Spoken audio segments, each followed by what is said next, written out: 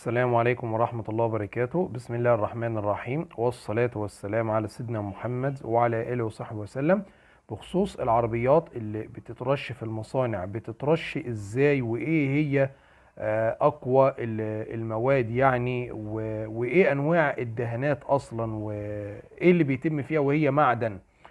العربية طبعا، يعني الكلام بشكل عام، لأن ممكن مصنع تلاقيه بيختلف عن مصنع في بعض الحاجات البسيطة، ولكن بيكون فيه ثوابت زي مادة القلب مثلا أو حاجة. طبعا بيكون فيه أحواض بقى العربية بتنزل فيها زي ما احنا شايفين، بتكون مية منزوعة الأملاح، مية معالجة.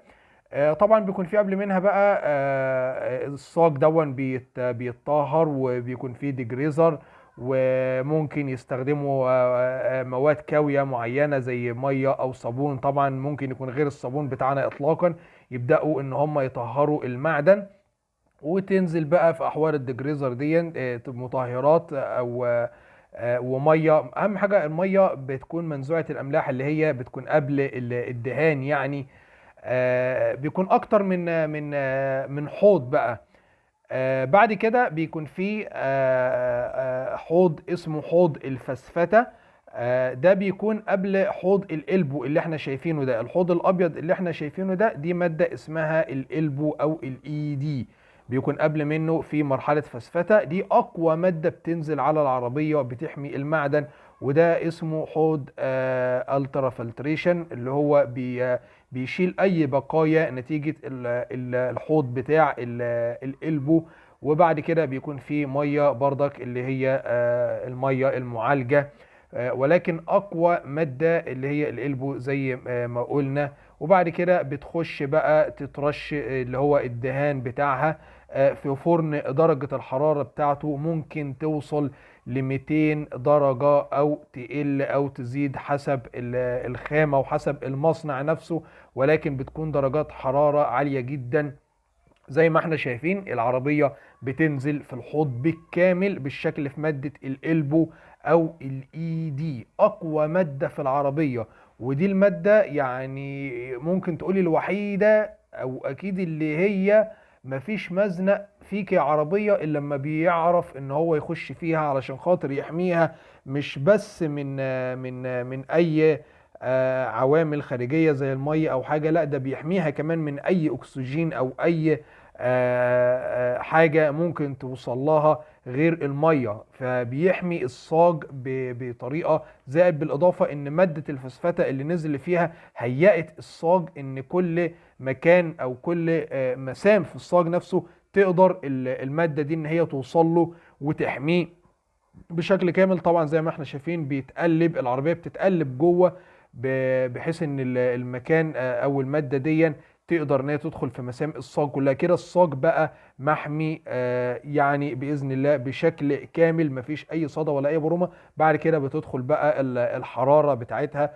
بتتعرض طبعا لدرجه حراره. بعد كده بتترش بقى اللون والورنيش، وبتاخد بقى الدهانات بتاعتها، وفي الغالب بتكون دهانات 1K. يعني الورنيش ما بيكونش بياخد مصلب غير الدهانات ال2K اللي هي في الورش او مراكز الخدمه. دي بدهانات بتكون 1K، بتنشف عن طريق الحراره. لازم تاخد درجات الحراره العاليه جدا دي علشان خاطر تنشف.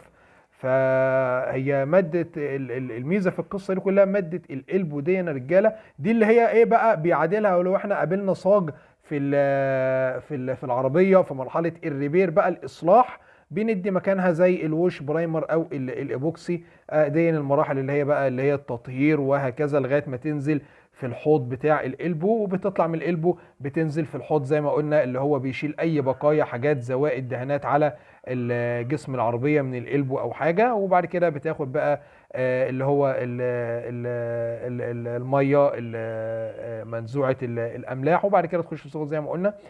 بس كده حابين نقدم فكره بسيطه يا رجاله، عشان خاطر لو حد يعني حابب يعرف الفكره ايه. طبعا الموضوع كبير وحاجات فيه خطوات تانية كبيره، يعني ان شاء الله ربنا يسهل باذن الله ننزل لكم الحاجات دي. ولكن اللي عنده اضافه يا ريت يسيبها في التعليقات علشان خاطر ندرجها ان شاء الله في المراحل اللي بعد كده باذن الله يعني. هي المادة دي يا رجالة أقوى مادة على أقوى، بص يعني هي دي اللي بتحمي الصاج أقوى من البرايم ده، في بعد منها بترش كمان برايمر.